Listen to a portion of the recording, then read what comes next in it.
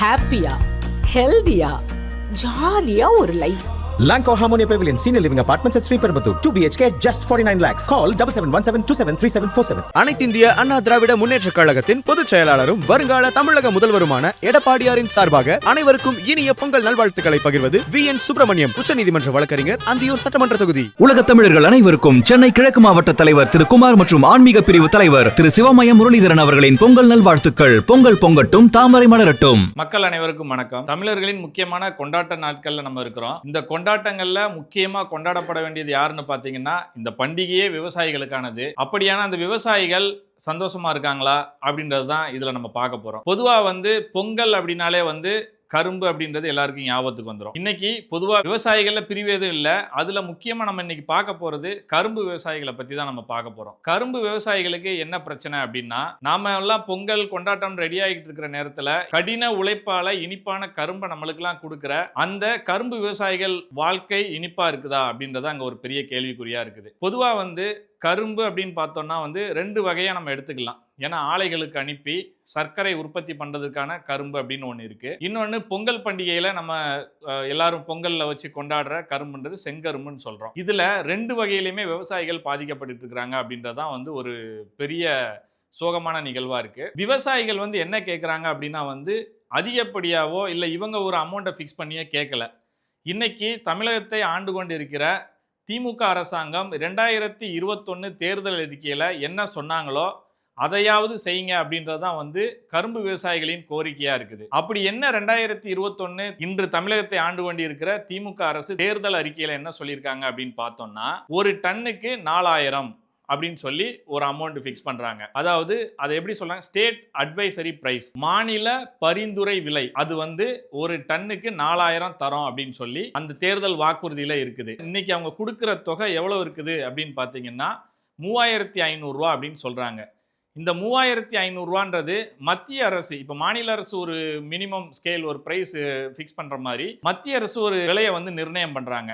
அந்த விலையையும் விட கம்மியா தான் இருக்குது அப்படின்றதான் கரும்பு விவசாயிகள் அந்த குற்றச்சாட்டை வைக்கிறாங்க. மத்திய அரசு இந்த விலை நிர்ணயம் எப்படி பண்றாங்க அப்படின்னா, ஃபேர் அண்ட் ரெமுனரேட்டிவ் பிரைஸ் அப்படின்னு சொல்றாங்க. மத்திய அரசின் நியாயமான மற்றும் ஆதாய விலை, அந்த விலையை விட கம்மியா இன்னைக்கு தமிழகத்தில் இருக்கிற கரும்பு விவசாயிகளுக்கு தமிழ்நாடு அரசு இன்னைக்கு கொடுக்குதுன்றதான் பெரிய துயரமான சம்பவம். அதுக்காக தான் பல போராட்டங்களை பண்ணிக்கிட்டு இருக்கிறாங்க கரும்பு விவசாயிகள். சேலம், நாமக்கல், தர்மபுரின்னு அனைத்து இடங்கள்லயுமே கரும்பு விவசாயிகள் அவங்களோட வாழ்வாதாரத்துக்காக போராடிக்கிட்டு இருக்கிறாங்க. கரும்பு விவசாயம் எப்படி நடக்குது, அதுக்காக விவசாயிகள் எவ்வளவு கடுமையான உழைப்பை போட்டு அந்த கரும்பை விளைவிக்கிறாங்க அப்படின்றத நம்மளே பேசுறதை விட அந்த விவசாயிகள் ஒருத்தர்கிட்ட இருந்து நம்ம பேசினா சரியா இருக்கும்னு முடிவு பண்ணி தமிழ்நாடு விவசாய சங்கங்களின் கூட்டு இயக்கத்தின் மாநில பொதுச் செயலாளர் ASP ரவீந்திரன் அவர்கள் தெளிவான விளக்கத்தை நம்மளுக்கு கொடுத்துருக்காங்க.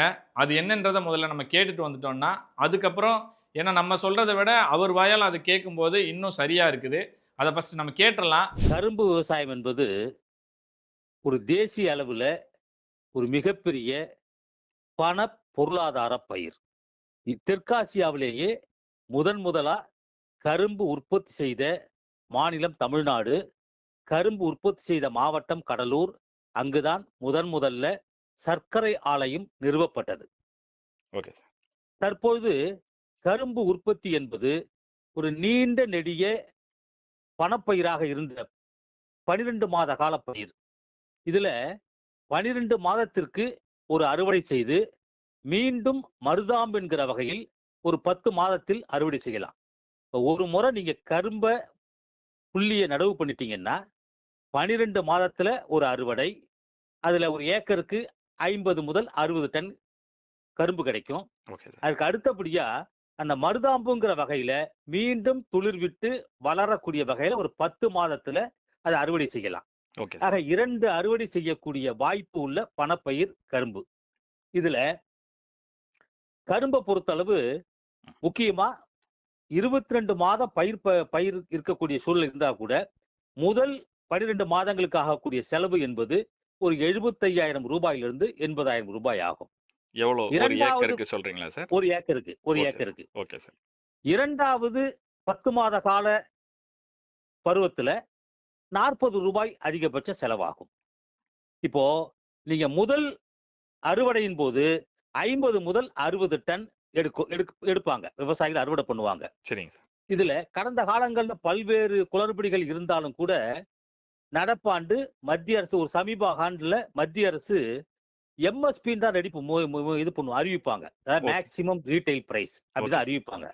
ஆனா ஆலை நிர்வாகம் அந்த பகுதியினுடைய சூழலுக்கு ஏற்ப, தட்பவெப்பநிலைக்கு ஏற்ப ஏற்றுக்கூலி, இறக்கு கூலி, வண்டி வாகனம் இதையெல்லாம் நிர்ணயம் பண்ணி எஃப்ஆர்பின்னு போட்டாங்க, ஃபேக்டரி ரீட்டைல் பிரைஸ்.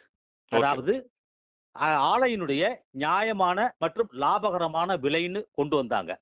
அதுல இப்ப அரசு அறிவிச்ச அந்த குவிண்டால் கணக்கு எஃப்ஆர்பிங்கிறது வந்து 355 ரூபாய் பர் குவிண்டால். அதான் சார், ஒரு குவிண்டால்ன்றது 100 கிலோ. Okay sir. ஆமா ஆமா. அதுக்கு இதுல இந்த 355 ரூபாய் விலை என்பது ஒரு சர்க்கரையினுடைய பிழித்திறன் அளவுகோல் என்பது 10.25% இருக்க வேண்டும். பிழித்திறன்னா சாறு எடுக்கிறத சொல்றீங்களா? சாறு எடுக்கிறது, அந்த சாருடைய சாறு கிடைக்கக்கூடியது. Okay sir. சாறு வந்து 10.25% ரெக்கவரின்னு சொல்லுவாங்க. அதை பிழித்திறன் கிடைக்க வேண்டும்.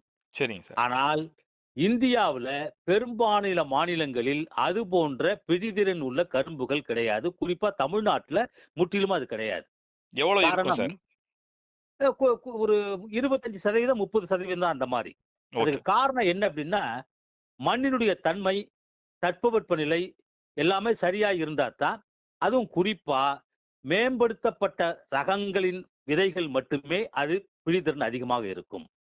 நம்ம தமிழ்நாட்டுடைய மண்ணினுடைய தன்மைக்கு ஏற்ப 10.25 பிழிதிறன் கொண்ட ரகங்களை பயிரிட்டால் மிகப்பெரிய நோய் தொற்றுக்கு ஆளாகி விவசாயிகள் நஷ்டத்தில் அடைவார்கள் என்பதால் பிழிதிறன் குறைவாக இருந்தாலும் கூட பரவாயில்லை, மண்ணிற்கு ஏற்ற ரகத்தை பயிர் செய்ய வேண்டிய கட்டாயத்தில் நாம் இருக்கிறோம். இதுதான் ஒண்ணு. சரிங்க. இப்போ 355 ரூபாய் மத்திய அரசு 10.25க்கு விலை கொடுத்தாலும் கூட நாம 9.5 பிழிதிறன் அளவுகோலாக நிர்ணயம் செய்து 325 ரூபாய் 5 பைசாவை விலை நிர்ணயம் பண்றாங்க ஆலைகள். இப்போ அந்த அடிப்படையில நீங்க ஆலை என்ன சொல்லியிருக்காங்க, தமிழ்நாடு அரசு வந்து இதுக்கு மத்திய அரசு ஒரு தொகை எஃப்ஆர்பி கொடுக்குறாங்க, அறிவிச்சிருக்காங்க. அது வந்து ஃபேக்டரி ரீட்டைல் பிரைஸ் இருக்காங்க. நாங்க ஊக்கத்தொகையாக ஒரு டன்னுக்கு 215 ரூபாய் கொடுக்குறோம் அப்படின்னு ஆரம்பிச்சாங்க. இந்த ஆண்டு வந்து அவங்க 349 ரூபாய் அறிவிச்சிருக்காங்க மத்திய அரசு. அப்போ ஆமா, இது மாநில அரசு. மாநில அரசு. ஓகே. மாநில அரசு. இப்போ ஆலையினுடைய லாபகரமான மற்றும் நியாயமான விலை என்பது ஒரு டன்னுக்கு 351 ரூபாய் 151 ரூபாய் நிர்ணயிக்கப்பட்டிருக்கிறது. சரிங்க சார். ஆலை மாநில அரசினுடைய ஊக்கத்தொகை ஒரு டன்னுக்கு 349 ரூபாய் அறிவிக்கப்பட்டிருக்கிறது. சரி சார், என்னோட புரிதல்ல இது வந்து மாநில அரசு வந்து ஒரு டன்னுக்கு வந்து 3500 ரூபாய் அப்படின்ற மாதிரி கணக்கு வருது நீங்க சொல்றபடி பார்த்தா. ஆனா மத்திய அரசு இதுக்காக சொல்றது வந்து அதை விடவும் அதிகமா தான் இருக்குது. மாநில அரசு சொல்றதை விட மத்திய அரசு நிர்ணயிச்சிருக்கிற ஃபேர் அண்ட் ரெமுனரேட்டிவ் பிரைஸே வந்து அதிகமா தான் இருக்குது. அதை விட கம்மியா தான் மாநில அரசு ஒரு டன்னுக்கு 3500 ரூபான்னு ஃபிக்ஸ் பண்ணிருக்காங்க. கரெக்டா சார்? அதாவது 3151 ரூபாய். அது காரணம் என்னன்னா, மத்திய அரசு அறிவித்த தொகை என்பது 10.25 பிழிதிறனுக்குள்ளவை. சரிங்க சார். மாநில அரசு அறிவித்திருப்பது 9.5% பிழிதிறன் உள்ளவை. ஓகே. ஆக நீங்க 9.5% பிழிதிறனையாவது நம்மளுடைய எட்டணுங்கிறது தான் ஒரு இலக்கு. சரிங்க சார். சரிங்க சார். ஆனா அதுக்கு குறைவாக நம்ம விவசாயிகள் உற்பத்தி பண்ற கரும்பினுடைய பிழிதிறன் இருக்கு. ஓகே. அதை முக்கியமா கருத்துல கொள்ளணும். சரிங்க சார். இதுல விவசாயிகள் வந்து இந்த போராட்டத்துல முக்கியமா சொல்றது, மாநில அரசு வந்து ஒரு கரும்பு அப்படின்னு விலையை வந்து கணக்கு பண்ணி பார்த்தோம்னா 38 ரூபா வருது. ஆனா அதுவே கம்மி தான். அதுலயும் வந்து கரும்பு வெட்டுறதுக்கான கூலி, அதை கொண்டு போய் சேர்க்கறதுக்கான போக்குவரத்து செலவு அப்படின்னு சொல்லி கிட்டத்தட்ட ஒரு 15 ரூபா அதுல போயிருது. 13 ரூபா வரைக்கும் அதுல கழிஞ்சிருது. ஆக மொத்தம் ஒரு கரும்புக்கான விலை 25 வர்றதுன்றது எங்களுக்கு பெரிய நஷ்டத்தை கொடுக்குது அப்படின்றது அவங்களோட கோரிக்கையா இருக்கு. அதை பத்தி நீங்க சொல்ற கருத்து வந்து பொங்கல் கரும்பு, செங்கரும்பு தயாரிக்கிறாங்க, உற்பத்தி பண்றாங்க. ஆமா சார். அந்த விவசாயிகளுக்கான பிரச்சனை. சரிங்க சார். இப்ப நாம பேசுறது ஆலை விவசாயிகளுக்கான பிரச்சனை. Okay okay sir. இப்ப நாம இந்த 38 ரூபாய் இந்த பொங்கல் கரும்புக்கான பிரச்சனை பின்னாடி வருவோம். சரிங்க சார். இப்போ அந்த ஆலை கரும்புல இப்ப நீங்க வந்து 355 ரூபாய் ரேட் போட்டு மத்திய அரசாங்கம் அறிவிச்சிருக்கு. மாநில அரசாங்கம் வந்து 9.5 பிரிதிறனுக்கு 31,351 ரூபாயும் கூடுதலாக ஊக்கத்தொகை 349 ரூபாய் அறிவிச்சு ஒரு டன்னுக்கு 3,500 ரூபாய் கொடுக்கறதா சொல்றாங்க. சரி. ஆனால் ஆலைகள்ல ஒரு டன்னுக்கு 3,253 ரூபாய் வீதம் தான் கிடைக்கிறது. இதுதான் ஒரு டன்னுக்கான பில் இப்ப விவசாயிகள் கைக்கு வருது. புரியுது சார். இதுக்கு காரணம் என்ன அப்படின்னா ஆள் பற்றாக்குறை. நீங்க ஒரு 12 மாத பருவம் அடைந்த அந்த கரும்பை உரிய காலத்துல வெட்டல அப்படின்னா மழை பெய்து தண்ணீர் கட்டினாலும் அந்த பிழிதிறன் தன்மை குறையும், வெயில் அதிகம் இருந்தாலும் பிழிதிறன் தன்மை குறையும். Okay sir. அப்ப அது விவசாயிகளுக்கு பிழிதிறன் குறைகிற பொழுது அதற்கான நட்டம் ஏற்படும். இதுல கடந்த காலங்களில் இல்லாத வகையில் இயந்திரம் இல்லாமல் இனி விவசாயம் இல்லாத நிலையில இயந்திரங்கள் போதுமான வகையில் உரிய நேரத்தில் கிடைப்பதில்லை. விவசாயிகளுடைய ஆட்களும் பற்றாக்குறையாக காரணத்தால் விவசாயிகளுக்கான தொழிலாளர்களும் அதில் கரும்பு வெட்டுவதற்கு ஆட்கள் கிடைப்பதில்லை, தயாரா இல்ல யாரும். Okay sir. தயாரா இல்ல. அது போன்ற சங்கடங்கள்ல இயந்திரங்களின் மூலியமா இது பண்றாங்க. இதை வந்து கரும்பு ஆலைகள் வைத்திருக்கக்கூடிய இயந்திரங்கள் மூலமாக பதிவு அடிப்படையில விவசாயிகளுக்கு யார் யாரெல்லாம் பதிவு வரிசை கிரமத்தில் வருகிறார்களோ அவர்களுக்கு அந்த கரும்பு வெட்டக்கூடிய நடவடிக்கை இருக்கிறது.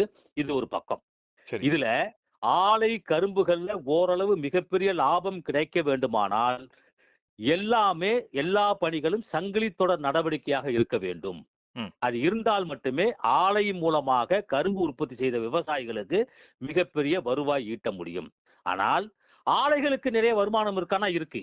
காரணம் என்ன அப்படின்னா ஆலைகளுக்கு வந்து மத்திய அரசாங்கம் கடந்த 2 ஆண்டுகளுக்கு முன்னதே என்ன சொல்லிட்டாங்க, நீங்க சர்க்கரை மட்டுமே உற்பத்தி செய்த நிலையில சர்க்கரை உற்பத்தி செய்தது போக கரும்பு சாறுகளை உற்பத்தி செய்து எத்தனாலுக்கு கொண்டு போகலான்ட்டாங்க.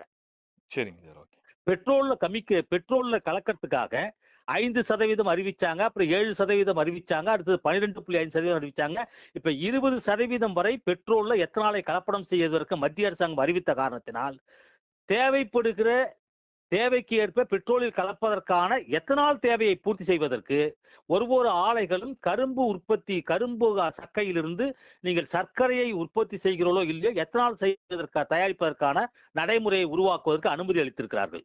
அதுல பல நிறுவனங்கள் நீங்க சர்க்கரையை உற்பத்தி பண்ணாம எத்தனாலுக்கெல்லாம் போனவங்க இருக்காங்க.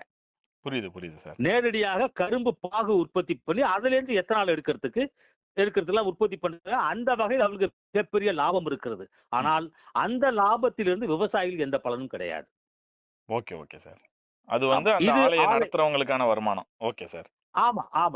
அதே போல ஒரு ஆலை ஒரு விவசாயியிடமிருந்து கொள்முதல் செய்த கரும்பை அரைவை செய்த 15 தினங்களுக்குள்ளாக அவர்களுக்கு சேர வேண்டிய தொகையை பட்டுவாடா செய்து விட வேண்டும்னு விதிமுறைகள் இருக்கு.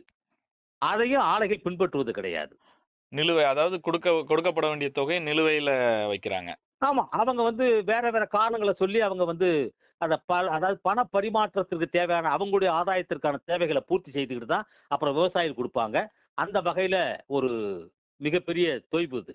அது மட்டுமல்ல, தற்பொழுது நெல் பயிரிடுகிற விவசாயிகளுக்கு மாநில அரசு மத்திய அரசினுடைய நிதியை கொண்டு நேரடி நெல் கொள்முதல் செய்வதால் 4 மாதங்களிலே ஒரு நெல் பயிருக்கு போதிய வருவாய் ஈட்ட முடிய நிலையில 12 மாதம், அதற்கடுத்து 10 மாதம் ஆக 22 மாதம் 2 அறுவடை காலத்திற்கு நாம் காத்திருக்க வேண்டிய அவசியம் இல்லை என பெரும்பாலான கரும்பு விவசாயிகள் நெல்லுக்கு மாறிவிட்டார்கள்.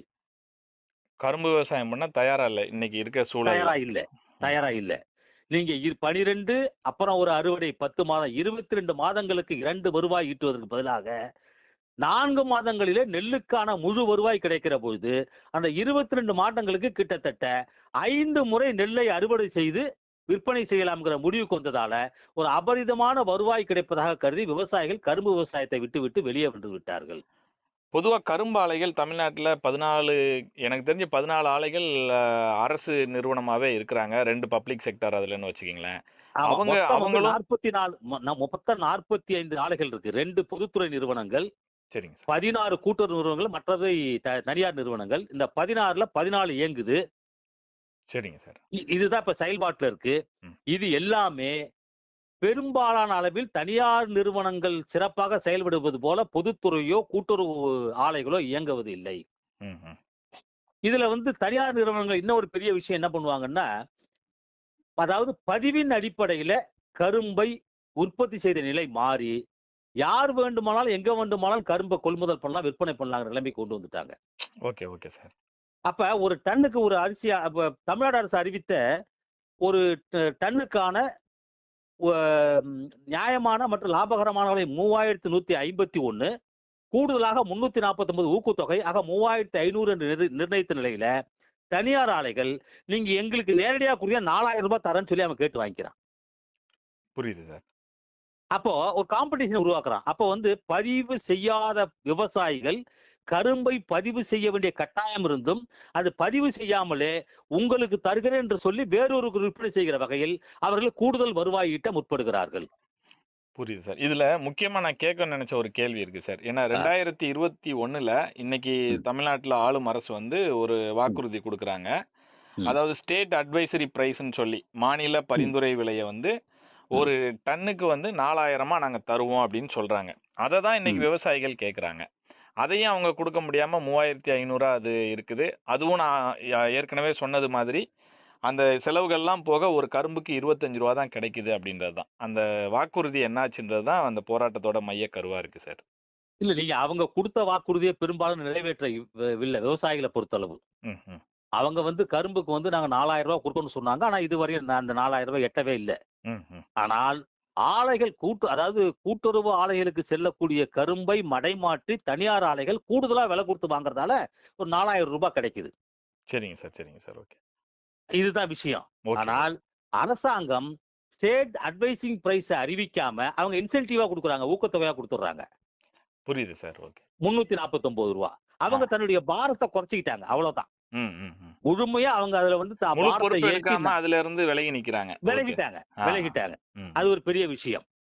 இது மட்டும் இல்ல, இப்ப வந்து இந்த ஆள் பற்றாக்குறையின் காரணமாக விவசாயிகளிடத்துல ஒரு மிகப்பெரிய பிரச்சனை என்ன அப்படின்னா, நம்மளுடைய கரும்பை எப்படியாவது அறுவடை செஞ்சா போதும் அப்படிங்கறதால அந்தந்த பகுதியில் இருக்கக்கூடிய பணம் படைத்தவர்கள், அரசியல் செல்வாக்கு பெற்றவர்கள் எங்கெங்கெல்லாம் தமிழ்நாடு முழுவதும் இல்ல வட மாநிலங்கள்ல கரும்பு வெட்டுவதற்கு கைதேர்ந்த தொழிலாளர்களை கண்டறிந்து அவர்களை அழைத்து வந்து தானே அவர்களுக்கு சம்பளம் போட்டு முன்பணம் கொடுத்து வேற யாருக்கும் வேலை செய்யக்கூடாத வகையில தன்னை நாடுகிற விவசாயிகளுக்கு மட்டும் ஒரு ஒட்டுமொத்த பணியையும் செய்து கொடுப்பதற்கான முத்தாய்ப்பான ஒப்பந்தம் செய்யப்படாத ஒரு ஆண்டான் அடிமைத்தனமான அறுவடை முறையை நடைமுறைப்படுத்தி இருக்கிறார்கள் தற்பொழுது.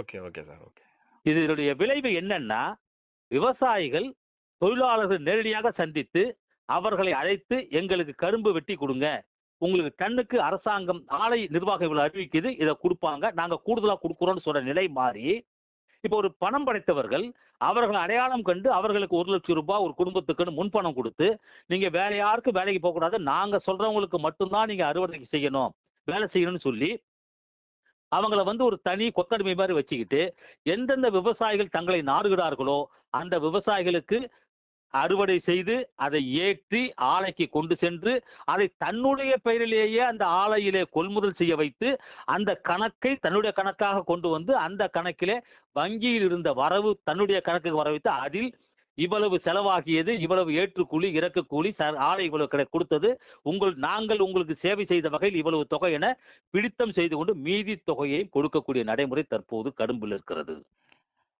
விவசாயிகளால தன்னிச்சையா செயல்பட முடியல. அவங்க நிலத்துக்கான உரிமையாளரா இருந்தாலும் அவங்களால தன்னிச்சையான முடிவுகள் எதுவும் எடுக்க முடியாத சூழல் அங்க இருக்குது இல்ல சார்? ஆமா, இது குறித்து பல அதிகாரிகளிடம் பல இடங்களில் நாங்கள் முறையிட்டும் அதை அதிகாரிகளோ அரசாங்கமோ முன்னின்று தடுப்பதற்கான நடவடிக்கை இதுவரை எதுலுமே இல்லை. இதுவும் விவசாயிகளுக்கு மிகப்பெரிய பேரழிவு, கரும்பு விவசாயிகளுக்கு. கண்டிப்பா கண்டிப்பா. அதான் சார், இந்த மாதிரியான கருத்துக்கள்லாம் உங்ககிட்ட கேட்கும் போது தான் கொஞ்சம் தெளிவா இருக்குன்றதுக்கு தான் நம்ம பேசுறத விட நீங்க சொன்னா சரியா இருக்கும் தான் சார் உங்களை நான் வந்து மெயினா கால் பண்ணி கூப்பிட்டேன். அதே போல இன்னொரு விஷயத்துக்கு வந்துடுறேன். சொல்லுங்க சார். இப்போ நீங்க சர்க்கரை உற்பத்திக்கான கரும்பு உற்பத்தியை பத்தி நம்ம இதுவரையும் பேசணும். ஆமா சார். இப்போ நீங்க பொங்கல் கரும்புக்கு வரும். சொல்லுங்க. பொங்கல் கரும்பு வந்து தமிழ்நாட்டை பொறுத்தளவு கிட்டத்தட்ட ஒரு 1 லட்சம் ஏக்கர் அளவிற்கு பயிர் செய்யப்பட்டுள்ளது. சரி. இது முழுக்க பொங்கல் பண்டிகைக்காக மட்டுமே இது உற்பத்தி செய்யப்படுகிறது. இதுல குறைஞ்சபட்சம் நீங்க வந்து இந்த உற்பத்தி செலவு ஒரு ஏக்கருக்கு என்பது கிட்டத்தட்ட ஒரு 40,000 45,000 ரூபாய் அதிகப்படியாக செலவாகுது. அதாவது அது இத மகசூல் பண்ணதுல இருந்து அறுவடை வரைக்கும் இவ்வளவு அறுவடை செலவாகுது. வரைக்கும். ஓகே. ஆமா. இது கிட்டத்தட்ட ஒரு 12 மாதங்கிறதுல 13, 14 மாதங்கள் கூட ஆகும். முழுமையா இந்த கரும்புங்கிறது. வளர்ச்சி அடைகிறதுக்கு. ஓகே ஆமா, சார். முழுமையான வளர்ச்சிக்கு. ம், ம். இதுல நீங்க சோகை உரிக்கிறது, இதுலயும் நிறைய ஆள் பற்றாக்குறைக்கான காரணங்கள், அதனால ஏற்படக்கூடிய நட்டங்கள் நிறைய இருக்கு இதுல. Okay sir. ஆனா அரசாங்கம் என்ன செய்து சமீப ஒரு 4, 5 ஆண்டுகளாக பொங்கல் பண்டிகை வழங்கக்கூடிய பரிசு தொகுப்புகள்ல ஒரு முழு கரும்பு கொடுக்குறோம்னு அப்ப சொல்லி அறிவிச்சிருக்காங்க. ம், ஆனால் ம். அம்மையார் ஜெயலலிதா மாண்புமிகு புரட்சி தலைவர் முன்னாள் அம்மையார் இருந்த காலத்துல ம். ஒரு துண்டு கரும்பு கொடுத்தாங்க. அப்போ விவசாயிகள் வேண்டுகோள் விடுத்தது அடிப்படையில அதற்கு பிறகு பொறுப்பேற்ற மாண்புமிகு எடப்பாடியார் அவர்கள் முதலமைச்சராக இருக்கிற போது முழு கரும்பை கொடுத்துறோம்னு சொல்லி அவரே கொடுத்தார். ம், ம். ஆமா. அந்த அடிப்படையில இந்த அரசாங்கம் என்ன பண்ணுது, 2021 ஆட்சி பொறுப்பேற்றப்போ நான் கரும்பு கொடுக்க மாட்டேன்னு சொல்லிடுது. அப்ப விவசாயிகள் மிகப்பெரிய போராட்டத்தை அறிவிச்சுட்டா ம். நீங்க கரும்பையும் கொடுக்கணும்னு சொல்லி இவங்க கரும்பு கொள்முதல் செய்வோம்னு சொல்லி சொன்னாங்க. ம், ம். இப்ப ஆரம்ப காலகட்டத்தில இருந்து இவங்க கரும்பு கொள்முதல் செய்வதற்கு பல நிபந்தனைகளை விதிச்சாங்க. ம். அதுல 7 அடிக்கும் குறைவாக இருக்கக்கூடாது. ஆமா. கரும்பு அங்க திடமாக இருக்க மெஷர்மெண்ட் எல்லாம் வேண்டும். போய் பார்த்ததெல்லாம் நம்ம பார்த்தோம் சார். அந்த ஆமா, கரும்பு கூட்டுறவு திடமாக இருக்க அதிகாரிகள் போய் வேண்டும். அளவெடுத்து பார்த்ததெல்லாம் நம்ம பார்த்தோம் சார். ஆமா, கரும்பு திடமாக இருக்க வேண்டும். ம். அதாவது தரமாக இருக்க வேண்டும். ம். கரும்பு விநியோகத்துல எந்த குளறுபடியும் இருக்கக்கூடாது, கொள்முதல் எந்த குளறுபடியும் இருக்கக்கூடாது, ம். இடைத்தரகர்கள் இல்லாம வாங்கணும், இப்படிலாம் சொல்லிட்டு இருந்தாங்க. ம், ம். ஆனால் ஒவ்வொரு ஆண்டும் கரும்பு இடைத்தரகர்கள் மூலமாகத்தான் அரசு கொள்முதல் செய்து வருகிறது. ம், ம். இப்போ நீங்க 2,15,00,000 குடும்ப அட்டைகளுக்கு நீங்க கரும்பு விநியோகம் பண்ணணும். ம். அப்போ நீங்க ஒரு ஏக்கர் கரும்புல 2 கிட்டத்தட்ட கோடி நீங்க சார். ஆக்சுவலா நீங்க 2 லட்சம்னு சொன்னீங்க. 2 கோடி. அதுதான் நான் ஆமா. திருத்திருக்கேன். 2,15,00,000 குடும்ப அட்டைகளுக்கு நமக்கு ஒரு கரும்பு கொடுக்குறோம்.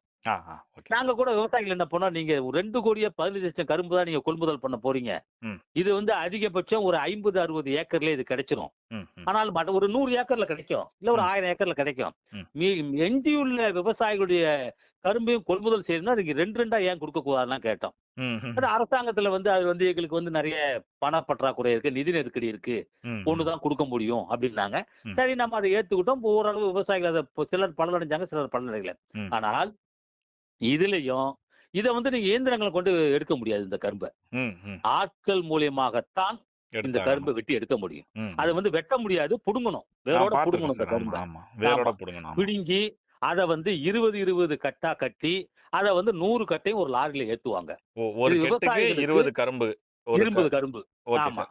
சார், இப்போ எனக்கு ஒரு சந்தேகம் என்னன்னா, ஃபர்ஸ்ட் நம்ம சர்க்கரை ஆலைக்கு பயன்படுத்துற கரும்பு 2 அறுவடையா பண்ணலாம்னோம். இது அப்படி பண்ண வாய்ப்பில்ல. கரெக்ட்டா சார்? வாய்ப்பு இல்ல. இது ஒரே வேரோட தான் புடுங்கணும். ஆமா. அந்த 12ல இருந்து 14 மாசம்ன்றது ஒரு அறுவடைக்கான ஆமா, நீங்க காரணம். வேரோட புடுங்கினாதான் அது முழு கரும்பாக நுகர்வோர் பயனடைவார்கள், நுகர்வோர் விரும்பி வாங்குவார்கள். கண்டிப்பா, கண்டிப்பா சார். நீங்க இதை வெட்ட முடியாது, வெட்டவும் கூடாது. கூடாது. ஓகே. ஏன்னா அடி கரும்பு தான் இதுல சுவை அதிகம். சுவை அதிகம். அது நம்ம பாரம்பரியமா அப்படியே வச்சு வழிபட்டிருக்கோம். அதனால அத ஆமா, வழக்கத்த ஆமா, மாத்த முடியாது. கரெக்ட் ஆமா, சார். வழக்கத்தை மாத்த முடியாது. அதுதான் மரபு வழி வேளாண்மை. கண்டிப்பா, கண்டிப்பா சார். ஆமா, அதனால இதை வெட்டுவதற்கு ஆட்கள் தேவை. இதை அதாவது வெட்டுங்கிறது மன்னிக்கணும், புடுங்கிறதுக்கு கரும்பு ஓகே. புடுங்கி அதை சுத்தம் பண்ணி இது ஒரு ஒரு ஏக்கர்ல சராசரியா ஒரு ஒரு 10 ஆட்கள் வேலை செய்தா போதும். Okay sir. ஆனா மழை பெஞ்சிட்டா 15 ஆட்களா கூடுதலா வேலை செய்யணும். லாரியில ஏத்தணும், கட்டணும், லாரியில ஏத்தணும், அதை திருப்பி அதை எங்க அனுப்பணுமோ அங்க அனுப்பணும். நிறைய ஆட்கள் தேவை இதுல இருக்கு. ம், ம், ம். அதனாலதான் விவசாயிகள் இதுல பெரிய நட்டத்துக்கு ஆளாகிறாங்க. புரியுது சார். உற்பத்தி செலவை விட அறுவடை செய்து விற்பனை செய்யக்கூடிய இடத்திற்கு கொண்டு செல்வதற்கான செலவு கிட்டத்தட்ட 75% கூடுதலாகுது. ம், ம், ம், ம். அதனாலதான் விவசாயிகள் ஒரு கரும்பினுடைய விலை இவ்வளவு இருந்தா தான் எங்களுக்கு அது கட்டுப்படி ஆகும். ம், ம். ஆனா அரசாங்கம் சொல்லுது நீங்க 35 ரூபாய் விலை நிர்ணயம் பண்ணி இதை கொள்முதல் செய்யுங்கன்னு. ம். ஆனால் இதை நம்ம வெளிப்படையாவே பேசுவோம். ம். அரசாங்கம் இடைத்தரகர்கள் மூலமாக தரம் குறைந்த, உயரம் குறைந்த கரும்புகளையே குறைந்த விலைக்கு வாங்கி மிகப்பெரிய முறைகேடுகளில் ஈடுபட்ட நிலையில விவசாயிகள் பெருமளவில் பாதிக்கப்பட்டிருக்கிறார்கள். உண்மையை இதில் நம்ம தெளிவுபடுத்தியாகும். இதுல பெருத்த ஆதாயம் அடைகிறது இடைத்தரகர்களும் இடைத்தரகர்கள். அரசாங்கமும் தான் இதுல பெருசா ஆமா. இது பண்ணிடுறாங்க. அந்த இடைத்தரகர்கள் யாருன்னா, இன்னும் கொஞ்சம் நான் வெளிப்படையாவே பேசுறேன். ம். இடைத்தரகர்கள் யாருன்னா, முதல்லலாம் ஊருக்கு ஒருத்தர் இருப்பார். ம். அவர்தான் கரும்பு வாங்கி வெளி மாநிலங்களுக்கு அனுப்புவார், வெளி மாவட்டங்களுக்கு அனுப்புவார், விற்பனையாளர்களுக்கு அனுப்புவார். ஆனா இப்ப அரசாங்கமே நேரடியா கொள்முதல் செய்யக்கூடிய காரணத்தால கிளைக்கழக செயலாளர்கள், ஆட்சியாளர்களுக்கு மிக வேண்டியவர்கள் தான் இடைத்தரகர்களாக இப்ப செயல்படுகிறார்கள். கட்சி ரீதியான ஈடுபாடுகள் அதிகமாயிருச்சு. ஓகே. ஆமா, நீங்க ம். அதிகாரிகள் வருகிற பொழுது என் கிராமத்துல கிளைக்கழக செயலாளர் யாரும் அவனை வச்சுதான் நீ கரும்பு வாங்கணும். ம், ம், இது மேலிருந்து உத்தரவு வருது. ம், ம், ம், ம். என் கட்சிக்காரனுக்கு முக்கியத்துவம் கொடுக்கணும். புரியுது சார். அப்போ நீங்க நேரடியாக இடைத்தரகர்கள் இல்லாமல் அரசாங்கம் உத்தரவு போட்டு என்ன பலன்? அதனால எந்த பலனும் விவசாயிகளுக்கு வந்து சேரல. இல்ல. கண்டிப்பா ஆக விவசாயிகள் லாபகரமான விலை நிர்ணயமும் செய்ய முடியல. முடியல. ம். அதனால இது போன்ற குளறுபடிகள் எல்லாம் எதிர்காலங்களில் வரக்கூடாத வகையில கண்ணும் கருத்துமாக செயல்பட்டால் மட்டுமே செங்கரும்பை உற்பத்தி செய்த விவசாயிகளும் சரி, கரும்பு ஆலைகள், சர்க்கரை ஆலைகளுக்கு உற்பத்தி செய்யக்கூடிய விவசாயிகளுடைய பிரச்சனையை முழுமையா தீர்க்க முடியும். ம், ம். Okay sir. அது புரியுது இந்த சார். செங்கரும்பு உற்பத்தி செய்யக்கூடிய கரும்பு விவசாயிகளுடைய நிலைமை என்பது மிகப்பெரிய அளவில் பரிதாபத்துக்குரியது. இப்ப புரியுது சார். நீங்க கடந்த 3-4 நாட்களாக பெய்த கனமழை தொடர்ந்து பெய்திருந்தால் அந்த கரும்பு வியாபாரம் என்பது, விற்பனை என்பது மந்தமாயிருக்கும். மந்தமாயிருக்கும். ஓகே. இப்ப அதாவது அந்த சூழலும் நமக்கு சாதகமா இருக்கணும். இயற்கை சூழலும் சாதகமா இருந்தால் மட்டுமே வேளாண் உற்பத்தி பொருட்கள் உரிய விலைகளில் உரிய நேரத்தில் விற்பனை செய்யப்படுவதற்கான சாத்தியக்கூறுகள் அமையும். கண்டிப்பா கண்டிப்பா. இப்ப நிறைய விவசாயிகள் நம்ம கரும்பு ஏற்ற முடியாமல் போன காரணமே, இப்ப தாமதமா ஏத்திட்டு இருக்காங்க, இந்த மழை தான் காரணம். இப்ப மழை விட்டுடுத்து, நீங்க அதனால இப்ப பெரும்பாலான முன்னாடியே சொன்ன விவசாயிகள் மாதிரி மழை பெய்யும் போது அதை அறுவடை பண்றதுக்கான செலவும் அதிகமாகுது இல்ல சார்? ஆமா, அது அதிகமாகும். ம். அதிகமாகும். அந்த விற்பனை செய்யவன் நேத்துல இருந்து விற்பனை செய்யாதான் அவனுக்கு சாதகமா இருக்கும். ம், ம். விற்பனையும் இப்ப சூடு பிடிக்கும். பொங்கல் முடிஞ்சதுக்கு அப்புறம் அதுக்கு மவுசு விற்பனை கம்மி இல்ல, செய்யறதுக்கு புண்ணியம் செங்கரும்பு. இல்ல. ஆமா ஆமா ஆமா. கண்டிப்பா. அதனாலதான் பெரும்பாலான விவசாயிகள் என்ன பண்ணுவாங்க, அடுத்து வரக்கூடிய பங்குனி உத்திரம், ஜோதி, தைப்பூசம் போன்ற விழாக்களை விற்பனை செய்வதற்கான மற்ற விழாக்களை விற்பனை செய்வதற்கான முகாந்திரத்தை ஏற்படுத்துறது. கண்டிப்பா கண்டிப்பா சார். ஆனால் அதற்கான நிறைவேற்றக்கூடிய, அதாவது முழுமையான கோரிக்கை பொங்கல் பண்டிகையின் போது அந்த முழு கரும்பு விற்பனையாக வேண்டிய சாத்தியக்கூறுகள் இன்னும் அமையாத காரணத்தினால்தான் கரும்பு உற்பத்தியாளர்கள் மிகப்பெரிய பாதிப்புக்கு உள்ளாகிறார்கள். புரியுது சார். புரியுது சார். உங்களோட ரொம்ப விலைமதிக்கத்தக்க உங்க நேரத்துக்கு ரொம்ப நன்றி. நாங்க இதை எடுத்து வச்சிருந்தா கூட இவ்வளவு விளக்கமா தெளிவா சொல்லியிருக்க முடியாது. ரொம்ப நன்றி சார். மீண்டும் ஒரு சந்தர்ப்பத்துல உங்கள்கிட்ட நான் தொடர்பு இந்த கொள்றேன் சார். வாய்ப்பை நல்கிய உங்களுக்கு என்னுடைய நெஞ்சார்ந்த மனமார்ந்த வாழ்த்துக்களை நன்றி தெரிவித்துக் கொள்கிறேன். உங்களுடைய பொங்கல் நல்வாழ்த்துக்களை தெரிவித்துக் சார் கொள்கிறேன். உங்களுக்கும் பேசு தமிழா பேசு சார்பாக பொங்கல் வாழ்த்துக்களை தெரிவித்துக் கொள்கிறோம் சார். நன்றி, நன்றி சார். நன்றி நன்றி, சார். நன்றி. நன்றி, நன்றி. இவ்வளவு நேரம் நம்ம அவர் பேசின விஷயத்தை கேட்டுட்டோம். ஒரு கரும்புக்கான விலை அப்படின்றது 38 ரூபா அப்படின்றது வருது. ஒரு கரும்புக்கு எவ்வளவு விலை அப்படின்னு சொன்னோம்னா, அந்த 38 ரூபாயும் முழுசா சேருதா அப்படின்னு பார்த்தோம்னா, அதாவது அறுவடைக்கான ஆள் கூலி, வண்டி ஏத்து கூலி, அந்த மாதிரி டிரான்ஸ்போர்ட் அப்படி இப்படின்னு சொல்லி ஒரு 13 ரூபா டிடெக்ட் பண்ணிட்டு ஒரு கரும்புக்கான விலை விவசாயிகளுக்கு சேர்றது வெறும் 25 ரூபா அப்படின்றது அந்த கரும்பை விளைய வைக்கிறதுக்கு அவங்க செலவு பண்ண தொகையை விட ரொம்ப ரொம்ப கம்மியான தொகையாகவும் நஷ்டத்திலையும் இருக்கிறதா சொல்லி விவசாயிகள் ரொம்பவே வருத்தப்படுறாங்க. இதுல முக்கியமா இடைத்தரகர்கள் இல்லாம டைரக்டா, அதாவது விவசாயிகள்ட்ட இருந்து கரும்புகளை கொள்முதல் பண்ணணும், கூட்டுறவு சங்கங்கள் மூலமா வாங்கணும்ன்ற இது போய் இந்த கரும்புகளை கொள்முதல் பண்றதுல இடைத்தரகர்களா ஆளும் திமுக அரசுக்கு ஆதரவானவர்கள் அந்தந்த இடத்துல செயல்பட்டு அவங்க கிட்ட தான் இந்த கரும்புகளை விவசாயிகள் கொடுக்கணும் அப்படின்னு நிர்பந்தப்படுத்தப்படுறதும் ஒரு ரொம்ப துயரமான ஒரு விஷயம். இது மட்டும் இல்லாம இப்ப 4000 கரும்புக்கு 400 கரும்பு இலவசமா, அதாவது ஓசியில அதிகாரிகளோ இல்ல அங்க இருக்கிற அந்த கொள்முதல் பண்றவங்களோ கேட்கறாங்கன்ற ஒரு பெரிய குற்றச்சாட்டும் வைக்கப்படுது. அதை தொடர்ந்து பாத்தீங்கன்னா இப்போ விவசாயிகள்கிட்ட என்ன மாதிரியான விஷயம் இருக்குதுன்னா, விவசாயிகள் நிறைய பேர் இருக்காங்க. அதுல அந்த அரசு அதிகாரிகளுக்கு, அதாவது அந்த கரும்பு கொள்முதல் பண்றவங்களுக்கு கமிஷன் மாதிரி கொடுத்து யார் அவங்களுக்கு இணக்கமா செயல்படுறாங்களோ அவங்களுக்கு தான் கொள்முதல்ல முன்னுரிமை வழங்கப்படுறதாகவும் விவசாயிகள் ஒரு பெரிய குற்றச்சாட்டு வைக்கிறாங்க. இவங்க கரும்பு விவசாயிகளுக்கு மட்டும்தான் அந்த ஆளும் திமுக அரசு துரோகம் பண்ணி இருக்குதா இல்ல சொன்னதை செய்யலையான்னு பார்த்தோம்னா, திரு அன்புமணி அவர்கள் இதுக்காக ஒரு புத்தகமே வெளியிட்டிருக்காரு. அதுல அவர் என்ன சொல்றாருன்னு பாத்தீங்கன்னா, வாக்குறுதிகள்ல 13% மட்டும்தான் நிறைவேற்றப்பட்டிருக்கு.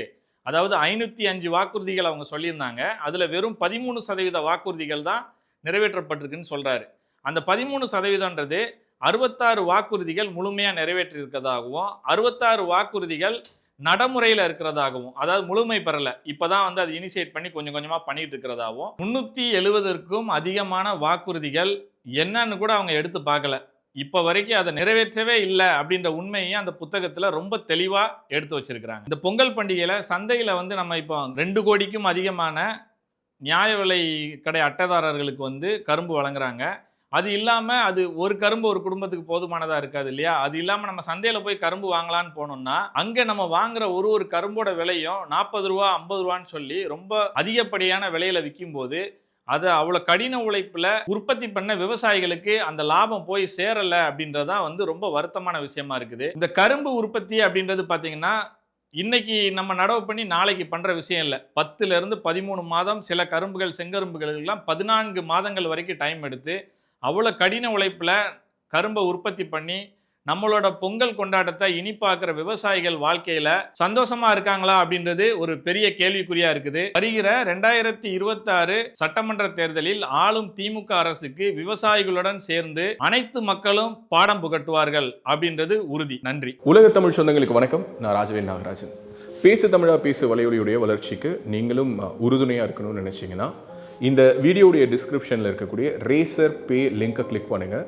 அந்த லிங்க்கில் போயிட்டு உங்களுக்கு விருப்பமான தொகையை பேசு தமிழா பேசுவனுடைய வளர்ச்சிக்கு உங்களுடைய பங்களிப்பாக நீங்கள் கொடுக்கலாம். நன்றி, வணக்கம்.